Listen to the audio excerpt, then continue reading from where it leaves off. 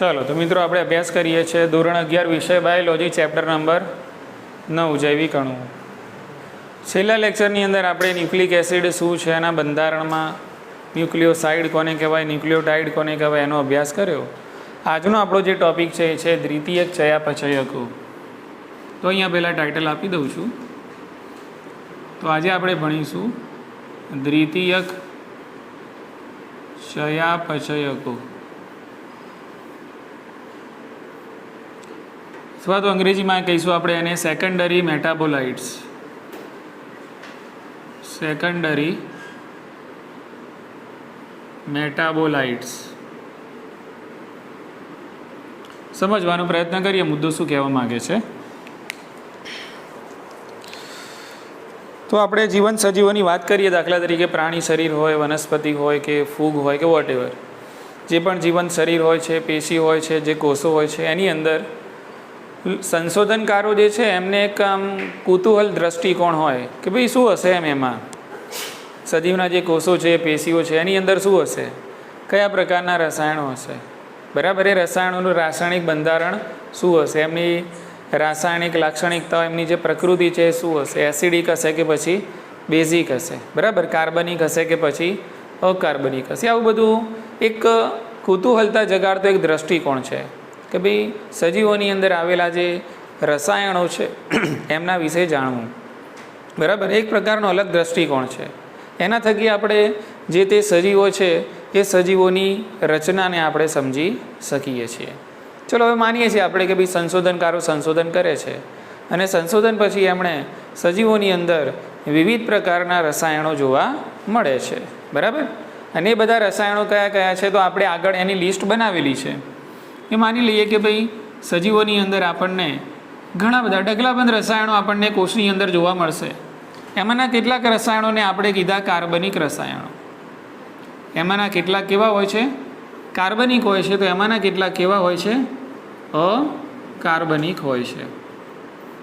તો આપણને જીવન સજીવોની અંદર આ પ્રકારના રસાયણો જોવા મળે છે. કાર્બનિક રસાયણો કયા છે, બરાબર. તો એની ઓલરેડી હમણાં આપણે વાતો કરી કે ભાઈ પ્રોટીન એટલે કે એમિનો એસિડ, બરાબર. કે એ જ રીતે વાત કરીએ લિપિડ, તો એમાં આવે ફેટી એસિડ અને ગ્લિસરોલ, બરાબર. એ જ રીતે આવશે કાર્બોદિત, એ જ રીતે આવે ન્યુક્લિક એસિડ. તેમાં આપણે જોઈએ કે ભાઈ નાઇટ્રોજન બેઝ હોય, પેન્ટોઝ શર્કરા હોય, ફોસ્ફેટ હશે એટલે કે ન્યુક્લિયોસાઇડ બને, ન્યુક્લિયોટાઇડ બને, બરાબર. ઓકે.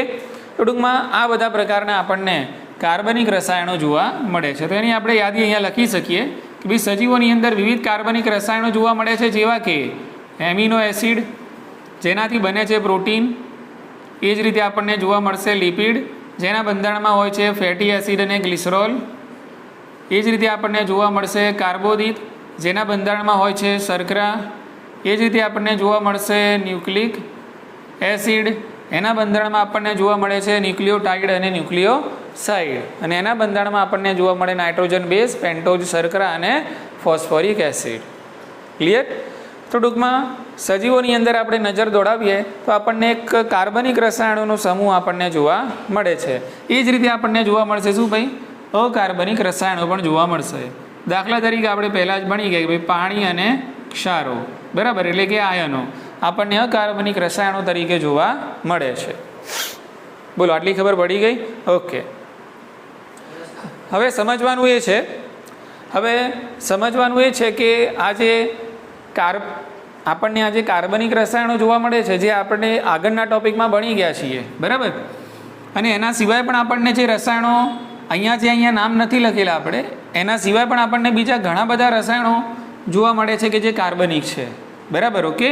તો એ બધા જેટલા પણ રસાયણો હોય છે કોષની અંદર, એ બધા રસાયણોને તમે ચયાપચયકો કહી શકો છો. એ બધા રસાયણોને શું કહીશું આપણે, ચયાપચયકો કહેવાય છે, બરાબર ને. એમાંના જે આપણે આગળના લેક્ચરમાં ભણી ગયા, દાખલા તરીકે પ્રોટીન એટલે કે એમિનો એસિડ, લિપિડ એટલે કે ફેટી એસિડ અને ગ્લિસરોલ, કાર્બોદિત એટલે કે શર્કરા, ન્યુક્લિક એસિડ એટલે કે નાઇટ્રોજન બેઝ, પેન્ટોઝ શર્કરા અને ફોસ્ફોરિક એસિડ, આ જેટલું પણ આપણે આગળના ટોપિકમાં ભણી ગયા એ બધા જે ચયાપચયકો છે એ બધા ચયાપચયકોને પ્રાથમિક ચયાપચયકો કહેવાશે. શું કહેવાશે એને? પ્રાથમિક ચયાપચયકો. બોલો, સમજાયું હા કે ના? બરાબર ને? તો આગળ જે આપણે કાર્બનિક પદાર્થો વિશે ભણી ગયા એ બધા કાર્બનિક પદાર્થો શું હતા? પ્રાથમિક ચયાપચયકો. ખ્યાલ આવી ગયો? જેની અંદર તમે આ બધા જ નામોનો સમાવેશ કરી શકો છો. ક્લિયર? ઓકે. હવે આ પ્રાથમિક ચયાપચયકોનું કેવું હતું કે આ પ્રાથમિક ચયાપચયકો કયા કાર્યો કરે છે ને તમારા કોષોની અંદર એ તમને ખબર છે. એટલે પ્રાથમિક ચયાપચયકોના કાર્યો છે એ જ્ઞાત છે. કેવા છે? જ્ઞાત એટલે કે જાણીતા છે. પ્રાથમિક ચયાપચય દાખલા તરીકે એમિનો એસિડ તો શું કાર્ય કરે છે આપણને ખબર છે. લિપિડ શું કાર્ય કરે છે આપણને ખબર છે. કાર્બોદિતના કાર્યો આપણને ખબર છે. ન્યુક્લિક એસિડના કાર્યો આપણને ખબર છે. ખ્યાલ આવી ગયો? એટલે આને શું કહેવાય? પ્રાથમિક ચયાપચયકો, કે જેના કાર્યો તમને ખબર છે. કાર્યો શું કરે છે? તો મોટા મોટી આપણે કહીએ તો આ બધા પ્રાથમિક ચયાપચયકો છે એ કોષની દેહધર્મ અથવા તો દેહધાર્મિક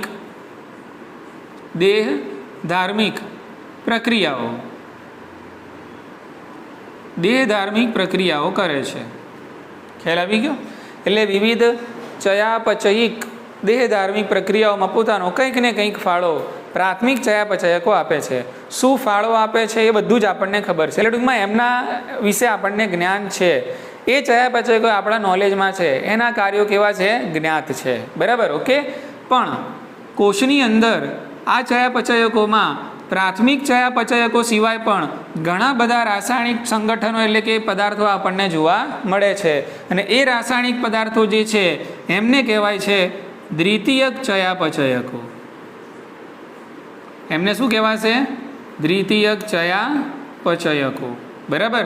કે હવે પ્રાથમિક ચયાપચયકો સિવાય કે જેમના કાર્યો તમને ખબર છે એના સિવાય પણ કોષની અંદર બીજા કેટલાય રસાયણો જોવા મળે છે કે જેમના કાર્યો જ્ઞાત નથી. એટલે એમના કાર્યો કેવા છે? અજ્ઞાત છે. તો એવા કેટલાય રસાયણો છે કે જે તમારા કોષની અંદર એમનું કાર્ય શું છે તમને ખબર નથી. એ કઈ દેહધાર્મિક પ્રક્રિયામાં ફાળો આપે છે આપણને ખબર નથી. એવાય કેટલા રસાયણો આપણા કોષની અંદર રહેલા છે. તો એ રસાયણોને શું કહેવાય? તો એને કહેવાય દ્વિતીયક ચયાપચયકો. ખ્યાલ આવી ગયો ને? કે ચલો હું કહું કે ભાઈ ફેટી એસિડ તો શું કહેશો? પ્રાથમિક કે દ્વિતીયક ચયાપચયક? પ્રાથમિક. કયો કહેવાય? એમિનો એસિડ કયો? નાઇટ્રોજન બેઝ કયો? પ્રાથમિક. એટલે આગળ જે પણ ભણી ગયા આપણે બધા કયા છે? પ્રાથમિક છે. ખ્યાલ આવી ગયો? એના સિવાય પણ કોષમાં કશું જોવા મળે છે એવું નથી. ઘણું બધું જોવા મળે છે. એના સિવાય પણ ઘણા બધા પદાર્થો આપણને કોષની અંદર જોવા મળે છે જેના કાર્યો આપણને ખબર નથી. એને કહેવાય દ્વિતીયક ચયાપચયકો. ખબર પડી ગઈ? ઓકે. તેમ છતાં પણ આ દ્વિતીયક ચયાપચયકો આપણને વિવિધ માનવ કલ્યાણ પ્રવૃત્તિઓમાં ઉપયોગી છે. માનવ કલ્યાણ પ્રવૃત્તિઓમાં ઉપયોગી છે. એટલે કે ઘણી બધી માનવ કલ્યાણ પ્રવૃત્તિઓની અંદર કોષની અંદર શું કામ કરે છે આપણને ખબર નથી. તેમ છતાં કોષમાં જોવા મળે છે. પણ જો એ દ્વિતીયક ચયાપચયકોનું તમે અલગીકરણ કરો છો તો એ માનવ કલ્યાણ પ્રવૃત્તિઓની અંદર ઉપયોગી છે. બરાબર? તો એમાંના કેટલાક શું હોઈ શકે છે? તો એમાંના કેટલાક હોય છે ફ્લેવોનોઇડ. એમાંના કેટલાક હોય આલ્કલોઇડ, ગુંદર, તેલ, પરફ્યુમ. એમાંના કેટલાક છે એ રંગીન રંજક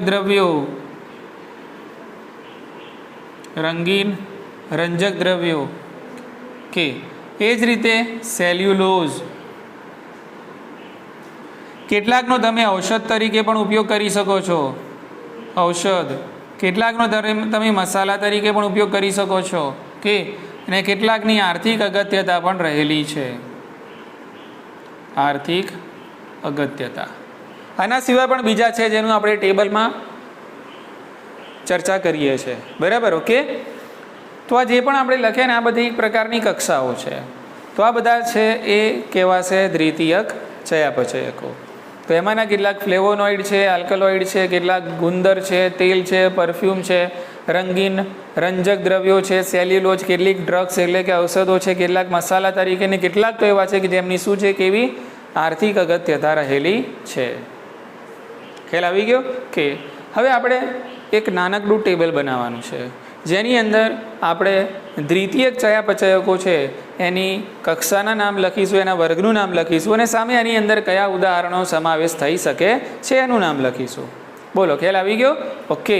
અને એ કોષ્ટક મોસ્ટ આઈએમપી તમારી નીટ માટે કહેવાય છે, કારણ કે નીટ 2019માં એ કોષ્ટકમાંથી બેઠો સવાલ 4 માર્ક્સનો પૂછાયેલો છે. ક્લિયર? એટલે એ કોષ્ટક આપણે અહીંયા લખીએ છીએ અને તમારે જોડે જોડે યાદ પણ કરી લેવાનું છે કે તો અહીંયા જે કોષ્ટકમાં આપણે લખશું એ બધા હશે દ્વિતીયક ચયાપચયકો. બરાબર? તો અહીંયા પહેલાં ટાઇટલ આપી દઉં છું હું, દ્વિતીયક ચયાપચયકો.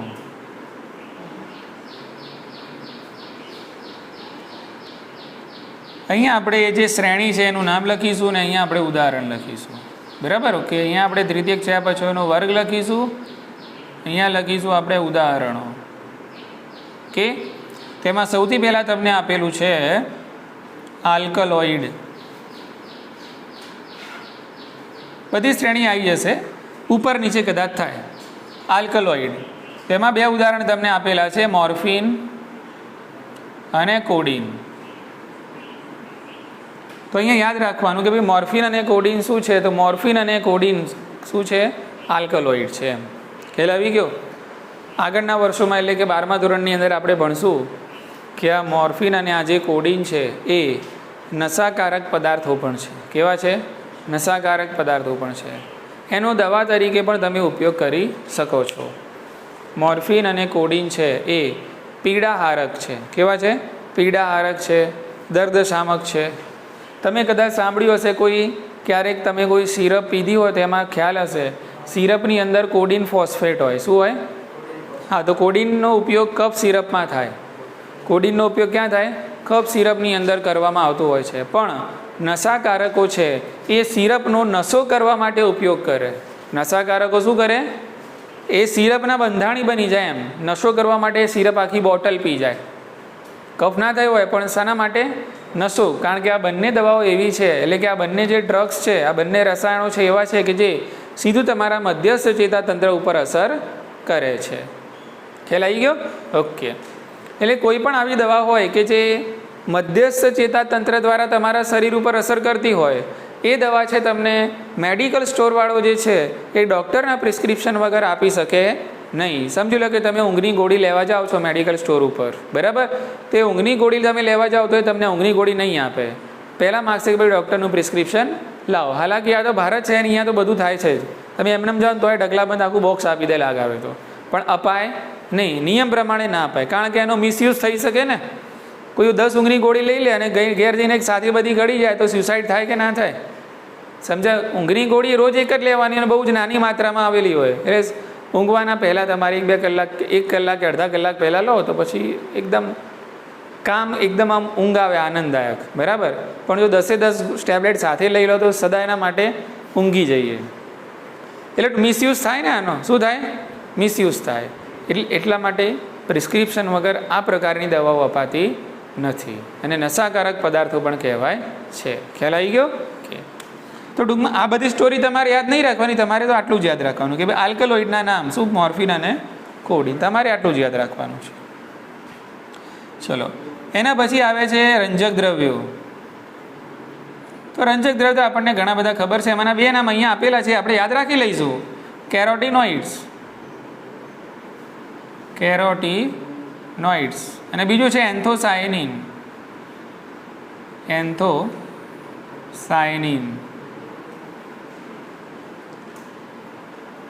એના પછી તમને આપેલું છે ટર્પેનોઇડ્સ.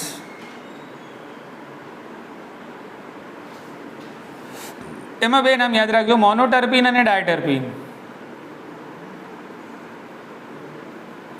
મોનોટર્પિન્સ અને ડાયટર્પિન્સ. એના પછી આપેલું છે આવશ્યક તેલ. એમાં ઉદાહરણ યાદ રાખશું, lemon grass oil, lemon grass તેલ.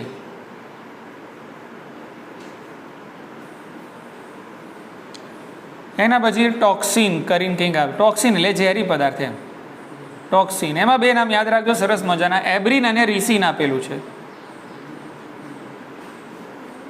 એબ્રિન અને રિસિન.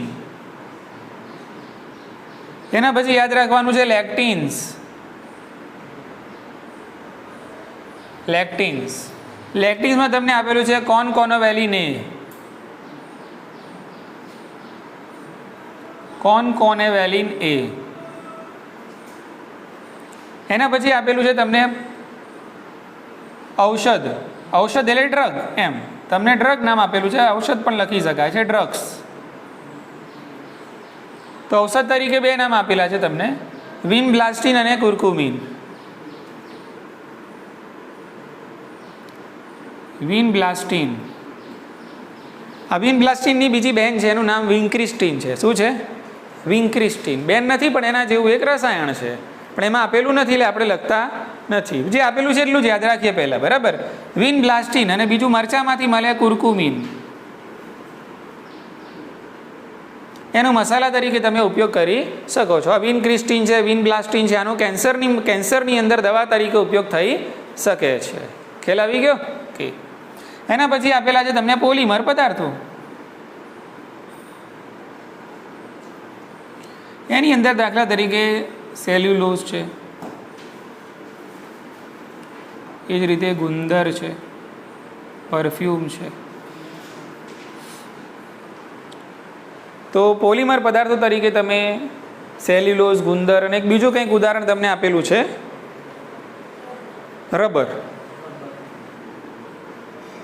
તો પોલિમર પદાર્થો તરીકે અહીંયા આપણે સેલ્યુલોઝ, ગુંદર, રબર છે એનો ઉપયોગ થઈ શકે છે. તો આટલું તમારે યાદ રાખવાનું છે. આ ટેબલ મોસ્ટ આઈએમપી છે તમારી નીટની એક્ઝામ માટે દ્વિતીયક ચયાપચયકો તરીકે. સમજી લો કે પ્રશ્ન પૂછ્યું કે ભાઈ નીચેનામાંથી કયા દ્વિતીયક ચયાપચયકો છે, કયા દ્વિતીયક ચયાપચયકો નથી, બરાબર. હું પૂછું કે કયા છે દ્વિતીયક ચયાપચયકો, ઓપ્શન તમને આપેલા હોય amino acid, fatty acid, glycerol અને કોનકોનેવેલિન એ. તો જવાબ શું હશે? કોનકોનેવેલિન એ. ખ્યાલ આવી ગયો ને? પેલા ત્રણ તો કહેવાય પ્રાથમિક ચયાપચયકો કહેવાશે. ખ્યાલ આવી ગયો? હવે આમાંથી 2019 નીટની અંદર કયો પ્રશ્ન પૂછાયેલો હતો એની આપણે ચર્ચા કરી લઈએ. બહુ સરળ પ્રશ્ન હતો. પ્રશ્ન હતો શું કે ભાઈ કોનકોનેવેલિન એ નીચેનામાંથી શું છે? તો કોનકોનેવેલિન એ શું છે? લેક્ટિન છે. ઓપ્શન હતા અલગ અલગ, દાખલા તરીકે ટોક્સિન, પછી આવશ્યક તેલ અને આલ્કલોઇડ. એમાંથી તમારે સિલેક્ટ કરવાનું શું કે ભાઈ કોનકોનેવેલિન એ શું છે? લેક્ટિન્સ છે. ટોક્સિન્સના નામ પૂછાય તો બે યાદ રાખવાના, એબ્રિન અને રિસિન. કયા નામ છે? એબ્રિન અને રિસિન. ખ્યાલ આવી ગયો? એટલે ટૂંકમાં આ બધા દ્વિતીયક ચયાપચયકોના નામ તમારે યાદ રાખવાના. આ ઉદાહરણ છે, આ બધી એની શ્રેણી એટલે કે કેટેગરી છે. અને આ બધા દ્વિતીયક ચયાપચયકો ક્યાંક ને ક્યાંક આપણને માનવ ઉપયોગી પ્રવૃત્તિઓની અંદર, માનવ કલ્યાણ પ્રવૃત્તિઓની અંદર ઉપયોગી છે. કેટલાક પરફ્યુમ તરીકે છે, કેટલાક શું છે? ઔષધ તરીકે, કેટલાક મસાલા તરીકે. તમારે રબર બનાવો તો રબર બનાવો, સેલ્યુલોઝ, ગુંદર બનાવો ગુંદર બનાવો, વોટ એવર. ક્લિયર? એટલે ટૂંકમાં વિવિધ પ્રવૃત્તિઓની અંદર આપણને આ ઉપયોગી છે. પણ આ એવા પદાર્થો છે કે કોષની અંદર શું કામ કરે છે એ કાર્ય કેવું છે? અજ્ઞાત છે. ખ્યાલ આવી ગયો? એટલા માટે આપણે એને કહીએ છીએ દ્વિતીયક ચયાપચયકો. સમજી ગયા? કે તો અહીંયા આપણો એક મુદ્દો પૂરો થયો જેનું નામ હતું દ્વિતીયક ચયાપચયકો. ખ્યાલ આવી ગયો? ચલો બોલો, એના પછીનો મુદ્દો કયો છે? નામ બોલો. હે? બૃહદ જૈવ અણુઓ. બરાબર ને? ચલો તો હવે આપણે જોઈશું બૃહદ જૈવ અણુઓ. હે? હવે મોટો ટોપિકને આપણે નાનો કરી નાખીએ, તમે ચિંતા ના કરો. બરાબર? સમજીશું બધું જ, શોર્ટ એન્ડ સ્વીટ. ખ્યાલ આવી ગયો? સમજણ પડી જશે તને, એ રીતે સમજીશું. ચલો ફટાફટ ધ્યાન રાખો, ડિસ્કનેક્ટ ના થતા. ચલો જોઈએ હવે. તો જો હવે આપણે ચેપ્ટરની શરૂઆતમાં ખબર તમને આપણે બે પ્રયોગ જોયેલા હતા. ટ્રાયક્લોરો એસિડિક એસિડ વાળો, હા કે ના એમ કહો. તેમાં બે ભાગ મળતા હતા આપણને, એસિડ દ્રાવ્ય અને એસિડ અદ્રાવ્ય. બરાબર? ઓકે. તો આપણે જ્યારે કાર્બનિક અણુઓ અને અકાર્બનિક અણુઓથી જ્યારે આપણે અલગ કરવા હોય છે ત્યારે આપણે ટ્રાયક્લોરો એસિડિક એસિડ છે એની સ્લરી બનાવીએ છીએ અને એ સ્લરીની અંદર આપણે પ્રાણી પેશી હોય કે વનસ્પતિ પેશીઓ એને વાટીએ છીએ, બરાબર. અને પછી પ્રયોગ આગળ વધારીએ છીએ તો આપણને 2 સેક્શન મળે છે. એક સેક્શન એવું કે જે કેવું હોય છે, એસિડમાં દ્રાવ્ય, એટલે કે આપણે એ સેક્શનને કહીએ છીએ એસિડ દ્રાવ્ય, બરાબર, જેને આપણે કહીએ છીએ ગારણ, બરાબર ને. અને બીજો સેક્શન આપણને મળે છે કયો, એસિડ અદ્રાવ્ય, બરાબર. એક સેક્શન એસિડ દ્રાવ્ય છે, બીજો સેક્શન એસિડ અદ્રાવ્ય છે. એસિડ અદ્રાવ્ય છે આપણે એને અવશેષો કહીએ છીએ, એસિડ દ્રાવ્ય છે એને આપણે કહીએ છીએ ગારણ. વૈજ્ઞાનિકો સંશોધન કરે છે અને એ સંશોધન ઉપરથી એમને એવું માલુમ પડે છે કે એસિડ દ્રાવ્ય ભાગની અંદર મોટાભાગના જે સંયોજનો જોવા મળે છે એ સંયોજનોનો અણુભાર હોય છે 18 થી 800 ડાલ્ટન. કેટલો હોય છે? 18 થી 800 ડાલ્ટન. ખ્યાલ આવી ગયો? એટલે 18 થી 800 ડાલ્ટન અણુભાર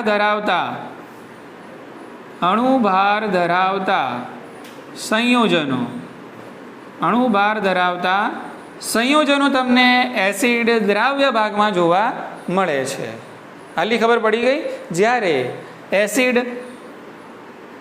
એસિડ અદ્રાવ્ય ભાગની અંદર તમને એવા કાર્બનિક અને એવા બૃહદ અણુઓ જોવા મળશે કે જેમનો અણુભાર 10,000 ડાલ્ટન કરતાં પણ વધારે છે. 10,000 ડાલ્ટન કરતાં પણ વધારે અણુભાર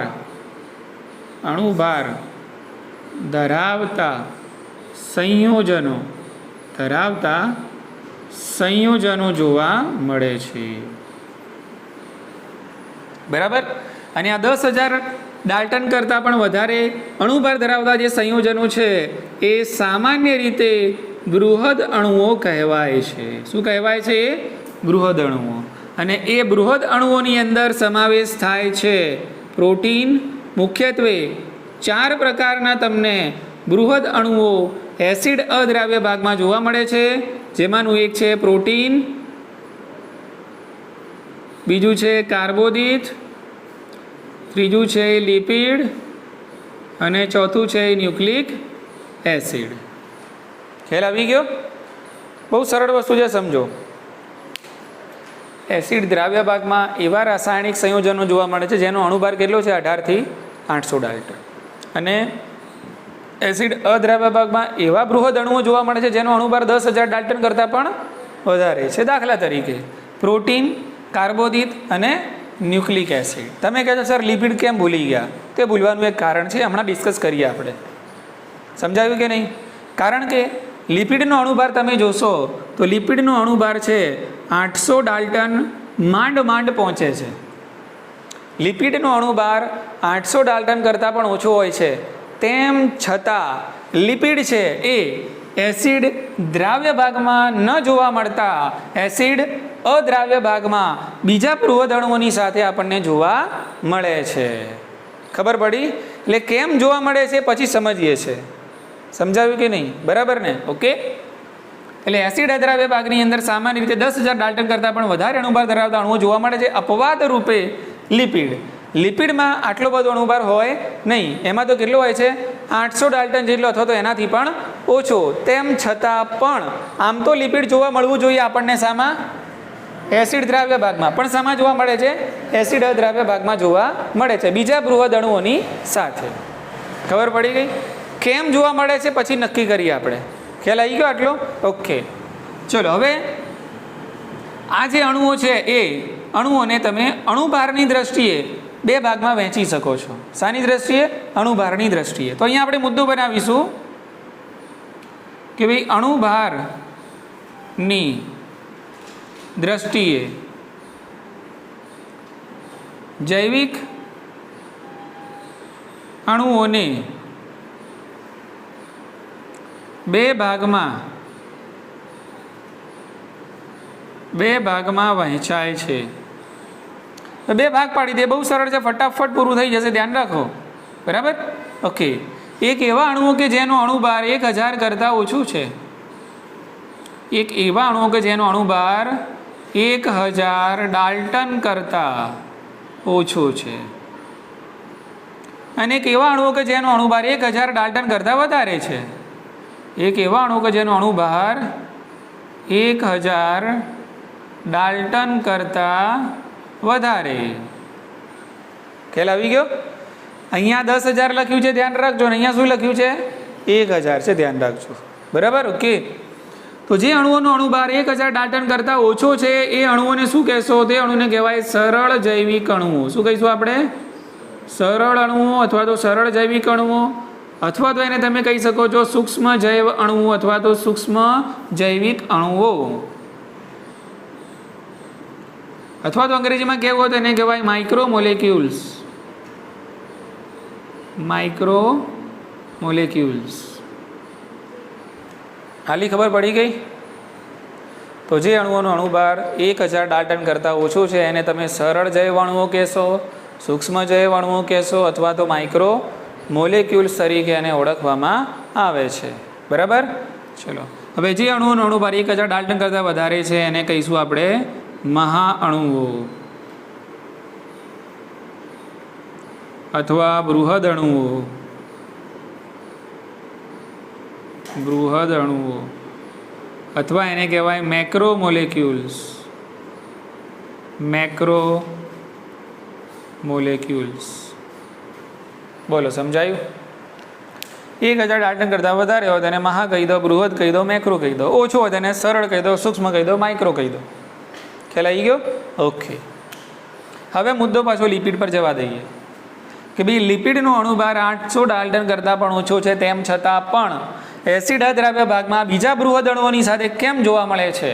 બરાબર? અને એસિડ દ્રાવ્ય ભાગમાં કેમ નથી જોવા મળતો એની આપણે અહીંયા ચર્ચા કરી લઈએ. ખ્યાલ આવી ગયો? ઓકે. તો જોઈએ કે ભાઈ આ લિપિડ છે, આપણને ખબર છે, આપણે આગળના ટોપિકમાં અભ્યાસ કર્યો કે ભાઈ લિપિડ છે એ સામાન્ય રીતે કોષરસ સ્તરના બંધારણમાં આપણને જોવા મળે. બરાબર? હા, એટલે કે પટલોમાં હોય. ક્યાં હોય લિપિડ? પટલોમાં હોય. હવે જ્યારે આપણે આ પ્રયોગ કરીએ એ વખતે વાટીએ છીએ. શું કરીએ છીએ? વાટીએ છીએ વસ્તુને. બરાબર? તો જ્યારે વાટો ત્યારે આ જે પટલો છે એ તૂટે છે. એટલે અહીંયા આપણે લખીશું કે વાટવાથી પટલો તૂટે છે. વાટવાથી પટલો તૂટે છે. અને પટલો તૂટે ને એટલે એની અંદર જે લિપિડ હોય એ લિપિડ છે એ પુટિકાઓમાં રૂપાંતરિત થાય છે. લિપિડની પુટિકાઓ બને છે. અને આ જે પુટિકાઓ બને છે, પુટિકાઓ પાણીમાં અદ્રાવ્ય હોય છે. પુટિકાઓ પાણીમાં અદ્રાવ્ય છે. અને પાણીમાં અદ્રાવ્ય હોવાના કારણે આ પુટિકાઓ કે જે ઓલરેડી લિપિડ છે એ પુટિકાઓ તમને એસિડ અદ્રાવ્ય ભાગમાં જોવા મળે છે. એસિડ દ્રાવ્ય ભાગમાં જોવા મળતી નથી. એસિડ અદ્રાવ્ય ભાગમાં જોવા મળે છે. બોલો, સમજાયું કે ના સમજાયું? ખ્યાલ આવી ગયો? આમ તો લિપિડ 800 ડાલ્ટન કરતાં ઓછો છે એટલે આપણને ક્યાં જોવા મળવો જોઈએ? એસિડ દ્રાવ્ય ભાગમાં જોવા મળવું, પણ મળતો નથી. એનું કારણ અહીંયા આપણે નક્કી કર્યું કે ભાઈ લિપિડ છે એ કોષરસ સ્તરના બંધારણમાં પટલોની અંદર આવેલો હોય છે. પ્રયોગમાં જ્યારે પટલોને વાટવામાં આવે છે એટલે પટલો તૂટે છે. પટલો તૂટે એટલે કે લિપિડ છે શામાં ફેરવાય છે? પુટિકાઓમાં ફેરવાય છે. આ પુટિકાઓ પાણીમાં કેવી હોય છે? અદ્રાવ્ય હોય છે. અને તેથી એ પુટિકાઓ એસિડ દ્રાવ્ય ભાગમાં ન જતા ક્યાં રહે છે? એસિડ અદ્રાવ્ય ભાગમાં જોવા મળે છે. તેથી લિપિડ છે 800 ડાલ્ટન કરતાં ઓછો અણુભાર ધરાવતો હોવા છતાં પણ એસિડ અદ્રાવ્ય ભાગમાં બીજા બૃહદ અણુની સાથે જોવા મળે છે. ઉતરી ગઈ મગજમાં વાત? અને તેથી લિપિડને સાચા બૃહદ અણુ કહેવાય નહીં. એનો મતલબ એમ એવો નહીં કે એને ખોટા કહેવાના, ડુપ્લિકેટ કહેવાના. એનો મતલબ એવો થતો નથી. ફક્ત શું કહેવાનું કે લિપિડ સાચા બૃહદ અણુઓ નથી. ખબર પડી ગઈ? યાદ રાખજો કે ભાઈ લિપિડ છે એ સાચા બૃહદ અણુઓ એટલે કે મહાઅણુઓ સાચા બૃહદ અણુઓ નથી. બોલો, આટલી ખબર પડી ગઈ? સમજાણું? ઓકે. ચલો, લાસ્ટ એન્ડ ફાઇનલ મુદ્દો ફટાફટ ધ્યાન રાખો, પૂરો થઈ જાય. હવે આપણે સમજી લો કે મારી જોડે એક કોષ છે. અહીંયા સમજાવી દઉં. મારી જોડે એક કોષ છે. ઓબ્વિયસ કોષ છે તો એમાં કોષ કેન્દ્ર છે. કોષ કેન્દ્ર હશે તો આજુબાજુ બધી અંગિકાઓ હોય ને ભાઈ, અંતઃકોષ રસજાળ હોય, આ રીતે આમ સમજી લો ગોલ્ગી કાય હોય. બરાબર? આ રીતે સમજી લો કે ભાઈ કણાભ સૂત્ર છે, આ રીતે હરિતકણ છે, આ રીતે લાઇસોઝોમ છે એન્ડ સો ઓન, બરાબર. અને આજુબાજુ આ જે બધું ટપકા ટપકા કરું છું આ બધા એ છે કોષરસ. એ બધું શું છે? કોષરસ. બોલો, સમજાયું? હવે મુદ્દો સમજો, ધ્યાન રાખજો. જે સંયોજનો એટલે કે જે પદાર્થો એસિડ દ્રાવ્ય ભાગમાં જોવા મળે છે, એસિડ દ્રાવ્ય ભાગમાં જોવા મળતા પદાર્થો કોષની અંદર કોષરસીય દ્રવ્ય બનાવે છે.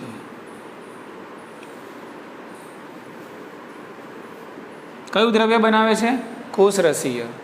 એટલે અહીંયા આ જે તમને કોષરસ દેખાય છે, કોષરસ, બરાબર. તો આ કોષરસનું જે દ્રવ્ય બને છે એ દ્રવ્ય કયા સંયોજનોના કારણે બને છે? તો એ કોષરસીય દ્રવ્ય બનવા પાછળ જવાબદાર છે એસિડમાં દ્રાવ્ય સંયોજનો. એટલે કે જે સંયોજનો તમને એસિડમાં શું જોવા મળે છે? દ્રાવ્ય જોવા મળે છે. એના કારણે કોષરસીય દ્રવ્ય બનતું હોય છે. બોલો, ખ્યાલ આવી ગયો? ઓકે. એ જ રીતે અહીંયા ધ્યાન રાખો. હવે જે સંયોજનો તમને એટલે કે આ બધા સંયોજનો તમને ક્યાં જોવા મળે છે? એસિડમાં. એસિડ અદ્રાવ્ય ભાગમાં જોવા મળે છે. તો આ જે સંયોજનો છે એનાથી શું બને છે? તો એનાથી કેટલુંક કોષરસીય દ્રવ્ય બને છે, કેટલુંક કોષરસીય દ્રવ્ય બને છે. અને સાથે સાથે અંગિકાઓના બંધારણમાં હોય છે મુખ્યત્વે. આ પદાર્થો મુખ્યત્વે તમને ક્યાં જોવા મળશે? અંગિકાઓના બંધારણમાં. બોલો, ખ્યાલ આવી ગયો? અને આ રીતે એસિડ દ્રાવ્ય અને એસિડ અદ્રાવ્ય સંયોજનો છે એ ભેગા થઈને આપણને કોષના બંધારણમાં જોવા મળે છે. ઉતરી મગજમાં વાત? ફરીથી મુદ્દો ધ્યાન રાખો. જે સંયોજનો કેવા હોય છે? એસિડમાં દ્રાવ્ય હોય છે. આ બધા સંયોજનો સામાન્ય રીતે કોષરસીય દ્રવ્યમાં જોવા મળે છે, એટલે કે કોષરસના બંધારણમાં જોવા મળે છે. જ્યારે જે સંયોજનો કેવા છે? એસિડમાં અદ્રાવ્ય. એટલે આ બધા ખ્યાલ આવી ગયો? તો એસિડમાં અદ્રાવ્ય સંયોજનો મુખ્યત્વે અંગિકાઓના એટલે આ કોષરસ સ્તર એટલે કે આ કોષરસ સ્તર હોય કે પછી ગણાપસૂત્ર હોય, હરિતકણ હોય, અંતઃકોષરસ જાળ હોય, ગોલ્ગિકા હોય, આ બધી અંગિકાઓના બંધારણમાં મુખ્યત્વે કયા હોય છે? એસિડ અદ્રાવ્ય. સાથે સાથે એસિડ અદ્રાવ્ય તમને કેટલાક શામાં જોવા મળશે? કોષરસમાં પણ જોવા મળે છે. ઉતરી ગઈ મગજમાં વાત? ઓકે. અને આ રીતે એસિડ દ્રાવ્ય પદાર્થો અને એસિડ અદ્રાવ્ય પદાર્થો ભેગા થઈને સમગ્ર કોષનું બંધારણ બનાવે છે. ક્લિયર થઈ ગયું કે? એટલે આ રીતે આપણે કોષનું પૃથક્કરણ કરીશું. તો કોષના પૃથક્કરણની અંદર કોષની અંદર કયા જીવંત પદાર્થો જોવા મળે છે એ દર્શાવતું એક આપણને કોષ્ટક આપેલું છે, બરાબર. ઓકે. તો એ કોષ્ટક છે એની અંદર જે અલગ અલગ નામ છે એ નામને આપણે લખી દઈશું. સામે એની જે ટકાવારી છે એની આપણે વાત કરી લઈશું. ઓબ્વિયસ કે ભાઈ જીવંત કોષની અંદર મોટા ભાગે શું હોય છે? પાણી હોય છે. અને પાણીનું પ્રમાણ તમને કંઈક આપેલું છે 70 થી 90%. એ જ રીતે કોષની અંદર આપણને જોવા મળે છે પ્રોટીન. પ્રોટીનનું પ્રમાણ કંઈક આપેલું છે 10 થી 15%. કે એ જ રીતે આપણને જોવા મળે છે કાર્બોદિત. કાર્બોદિત તમને પ્રમાણ આપેલું છે 3%. એ જે તમને જોવા મળશે લિપિડ, એનું કંઈક આશરે પ્રમાણ છે 2%. એ જ રીતે છે ન્યુક્લિક એસિડ, એનું પ્રમાણ છે 5 થી 7%. અને બીજા બધા હોય છે આયનો, એનું પ્રમાણ છે 1%. બોલો, ખ્યાલ આવી ગયો ને? સમજ પડી ગઈ કે? એ કહેવાનો મતલબ શું છે કે તમે જ્યારે કોષની અંદર રહેલા જે રસાયણો છે એનું પૃથક્કરણ કરો છો તો એ પૃથક્કરણની અંદર તમને મોટા ભાગે કોષની અંદર પાણી 70 થી 90% જોવા મળે છે. પ્રોટીન 10 થી 15, કાર્બોદિત 3, લિપિડ 2, ન્યુક્લિક એસિડ 5 થી 7 અને આયનો 1%ના પ્રમાણમાં આપણને જોવા મળે છે. આ રીતે એસિડ દ્રાવ્ય અને એસિડ અદ્રાવ્ય સંયોજનો ભેગા થઈને કોષનું બંધારણ બનાવતા હોય છે. ઠીક છે? તો અહીંયા આપણે 2 મુદ્દા પૂરા કર્યા. આજે કયા કયા? દ્વિતીયક ચયાપચયકો અને બૃહદ જૈવિક અણુઓ. ક્લિયર ને? બૃહદ જૈવિક અણુઓની અંદર કયા પંચ છે યાદ થઈ ગયું તમને? તો એસિડ દ્રાવ્યમાં કયા પ્રકારના કેટલા અણુભાર ધરાવતા લોકો જોવા મળે અને એસિડ અદ્રાવ્યમાં કયા જોવા મળે? આમાં અપવાદ રૂપે કયો છુપાયેલો છે? લિપિડ, જેનો કેટલો છે? 800 ડાલ્ટન. ને કેમ જોવા મળે છે એની આ કહાની છે. ખ્યાલ આવી ગયો ને? અને અણુભારના આધારે 2 પ્રકાર, સૂક્ષ્મ અને મહા. 1000 થી ઓછા હોય તો સૂક્ષ્મ અણુભાર, 1000 થી ઓછો હોય ડાલ્ટન તો સૂક્ષ્મ, અને વધારે હોય તો મહા બૃહદ. ક્લિયર છે? ઓકે. તો આજે આપણે આટલું રાખીએ છીએ. બાકીના મુદ્દાઓની ચર્ચા આપણે કાલે કરીશું.